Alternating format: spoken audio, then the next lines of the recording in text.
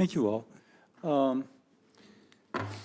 Let's imagine someone's watching on C-SPAN right now, and they're hearing two sides, if you will, from the chairman all the way over, speaking about how this administration appears to have had a concerted effort to block oil and gas development. And you deny it.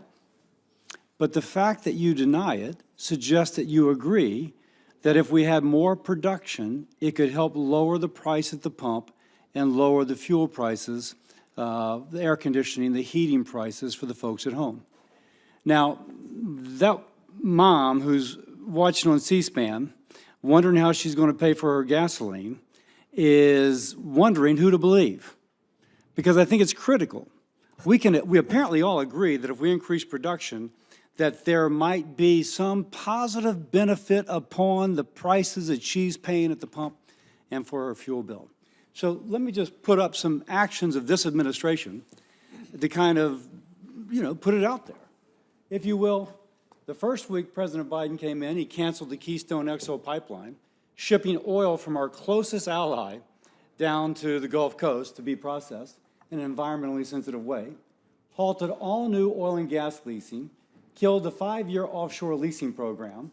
Frankly, your administration is populated with people who hate fossil fuel.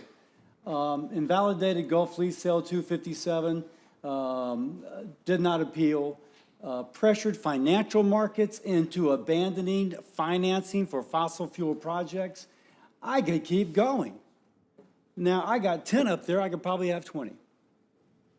So when I hear, oh no, we're doing everything possible, but what am I going to believe? My lying eyes, or this is just not making sense to me. And Mr. Boudreaux, when you say that you couldn't go to lease sales because you had to clean up all the uncertainty that had been created by the previous administration along the Atlantic, along Florida, et cetera, we're talking about Gulf Coast lease sales, not the Eastern Gulf, about the Central and Western Gulf. I have a letter here from the governors. It includes the governor of Alaska, but the governors of Mississippi, Louisiana, Alabama, and Texas, they want those lease sales. There was no mess to clean up there because it employs tens of thousands of Americans.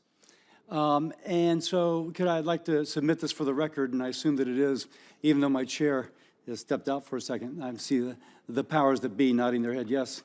So the idea that there would be some sort of objection in the Gulf Coast to a lease sale is certainly not held up by these governors.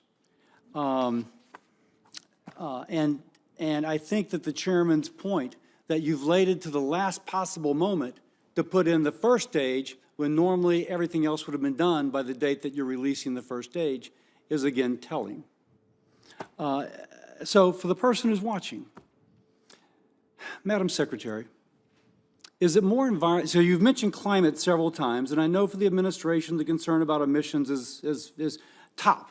Here comes fossil fuel development. Here comes lowering the price of gas, and climate is top. Okay, that's a priority. We can accept that priority.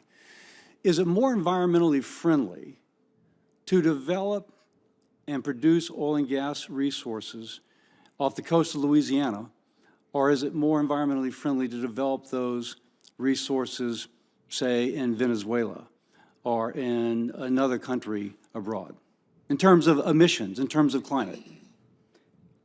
Senator, what I can say is that I think here in our country we care deeply about workers. But that's not my question. My question is, what has the lowest emissions profile using Louisiana or American workers in the outer continental shelf off the Gulf with American companies and American regulations, or Venezuelan standards and Venezuelan crude?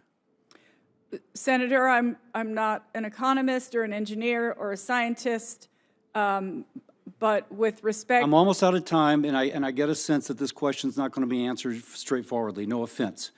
There is a national lab which has determined that the emissions profile of developing oil and gas off the coast of Louisiana is the lowest in the world for that oil which is processed in Louisiana. Hold up the second one, please. And yet these are the countries that we are asking to produce oil and gas, as opposed to us with our workers and our lowest standards. Now, this is the crazy thing. If you're concerned about climate, you should be producing in Louisiana. Lastly, Mr. Boudreau, you had mentioned that production is now higher. That's not true in the Gulf of Mexico.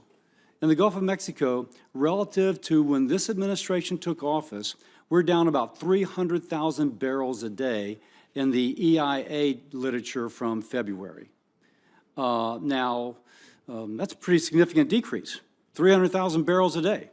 Maybe you have something later than what's online with EIA, but this administration's all points assault on American oil and gas production is hurting that person who's watching on C-SPAN at home, it's hurting the jobs being created, and it's hurting the international environment.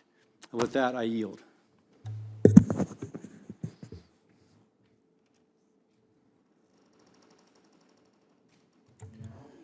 Chairman, can I address the sort of last Please point do, from please Senator do. Cassidy? Just in a matter of statistics, in calendar year 2020, there were about 615 million barrels of oil produced in the Gulf of Mexico. In calendar year 21, there were 628 million barrels. And so production, far from, blocking production, we've seen production, both onshore and offshore, increase on public lands during this Mr. administration. Boudreau, can I just respond to that? Because Please. that's being a little disingenuous, and it's kind of typical of this conversation. There was a huge decrease when COVID hit. And so you're factoring in those lowest months when COVID hit, boom, and production fell all over. And now you're saying, but the next year we did better.